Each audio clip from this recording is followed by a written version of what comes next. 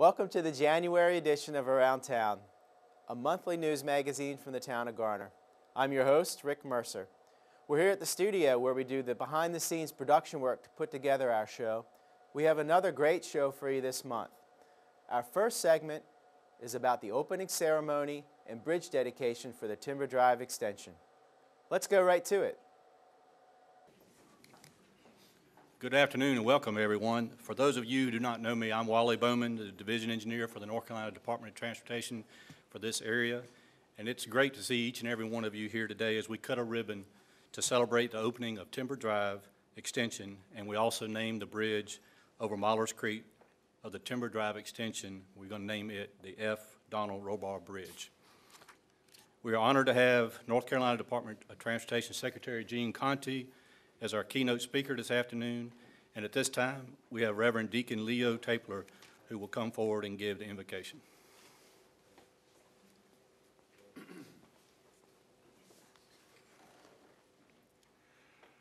Let us bow our heads and ask for God's blessing. Heavenly Father, we thank you for your great love for us. We thank you for all that you have given us, especially our relatives and friends, those whom we love and those who love us. We ask your blessing today on Betty Robar as she celebrates her birthday. We ask for your blessing for us this day as we honor Don Robar, a loving family man, a man of faith, and a devoted public servant. Being a longtime resident of Garner, I know how eagerly awaited the road has been.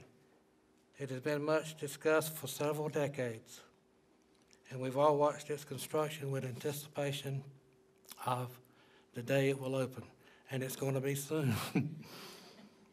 This community will benefit by less congestion, improved air quality, and enhanced safety. For the first time ever, I can answer the question, when will Timber Drive open? In my 26 years, that's the most asked question I've ever had, and so soon I will be able to answer that question. As has been mentioned, we also gather today to pay tribute to the memory of a devoted public servant, Don Robar. I don't know of anybody more deserving, and I'm proud to be a part of this service today. So thank you for being here. God bless you, and Merry Christmas. It is good to be here. It's good to be anywhere, isn't it? But I'm glad to be here because Don Robar is one of my all-time favorite people. And it's appropriate that we should be, whoever came up with the idea of naming this bridge for Don, it's appropriate that that would be the way that we should honor him as the bridge builder.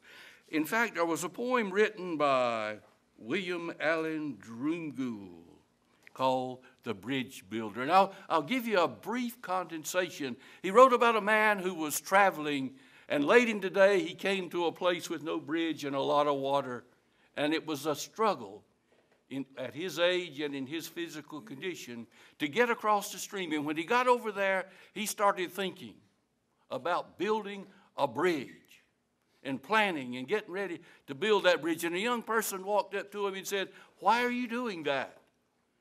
You don't have that much time left. You probably won't get to use that bridge a lot."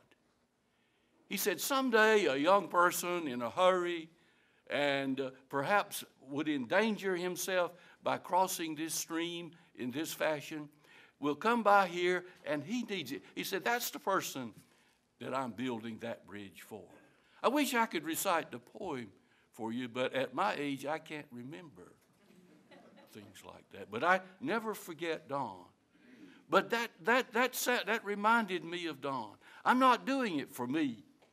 Someday, somebody else will come this way, and we'll need it for them. When he brought members into Civitan, he wasn't picking up points to win a prize or a cap or something like that. He was bringing people in so that as the years go by in the city of Garner, there'll always be somebody here who cares about other people and their needs. That was old Don straight up and down. When he recruited people into his church, and he did that too.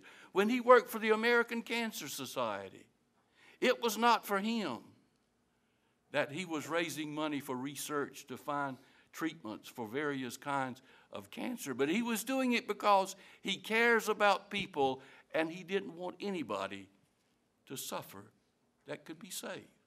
Thank you, Chuck, for that introduction, and thank you all for being here today. Mayor, I want to say that I keep having this song go through my mind that says, "Garner, I love you this big." I got that from somewhere. But I am happy to be here today to celebrate the opening of this new road and the bridge dedication in honor of Don. What a special afternoon we have for the town of Garner and its citizens, as well as for a man who loved his community, and as an added bonus, a man we knew so well, we worked with, and we considered a friend. I see many of us here today are joining Don as honorary members of the Volunteer Nation, showing off my orange tie, and I noticed the mayor and I are dressed alike here, but I won't sing Rocky Top today. Someday I might come back and do that. But today we will not only cut the ribbon for a roadway that Don supported and pushed for because he knew the benefits for this town and this community, but I'm proud to announce that we will also be opening this road today to traffic.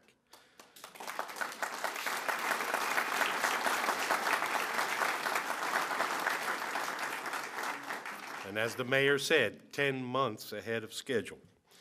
So we will be dedicating this bridge as well, the F. Don Rohrbar Bridge. And I'm delighted that not only is his family here for this special occasion, but so many of his friends and neighbors and associates, and including his DOT associates. I came to know Don in his role as mayor when I worked for Congressman David Price, and I did not know at that time, ironically, that he was a DOT guy and that I would, 10 years later, become the DOT secretary. But he was a great leader for this town, always advocating for its interests, for its citizens. And he also was a very positive person. You know, he's one of those kind of people that you're just happy to see him because he's bringing a positive attitude, a can-do attitude, and just really was a great guy. And years from now, people who drive this road will be reminded of how much Don meant to this community as they cross the bridge named in his honor. At this time, I'd like to have Don's wife, Betty, as well as his son, Richard, and daughters, Kathy and Mary Lib, to join me for the presentation of a small replica of the signs that are already up along the new road, proudly paying tribute to this special man and the love he had for this community.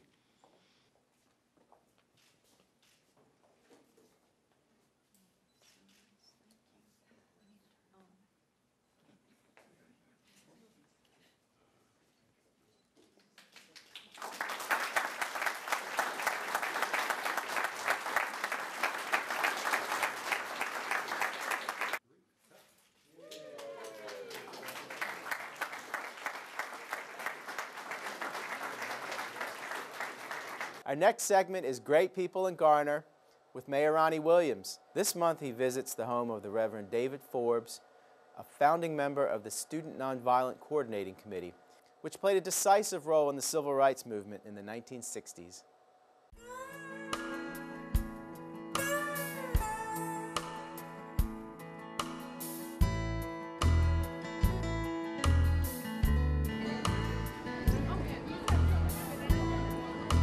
Thank you, Donnie, and thank you all for being here. It is yet another great day in Garner. Mayor Williams was re-elected last month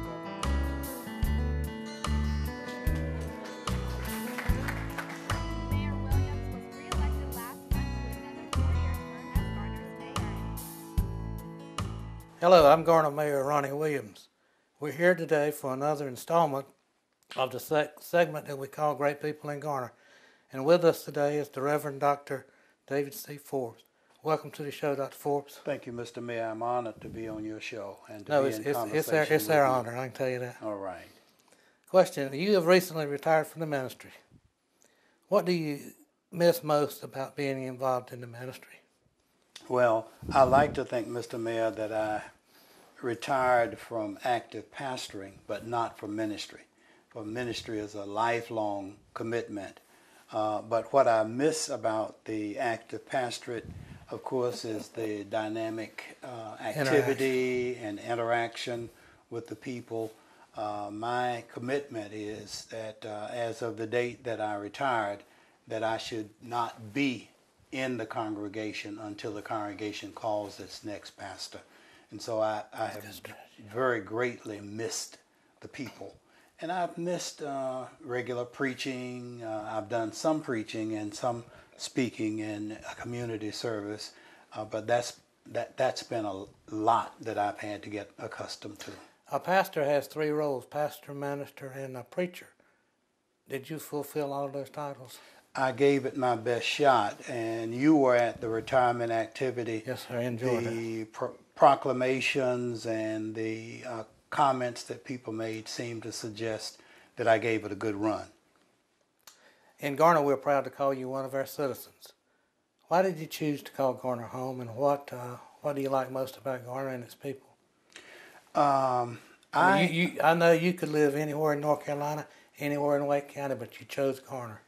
I chose Garner. My wife and I chose Garner for several reasons. First of all, it's big enough to have some anonymity, and it's large enough to have some amenities.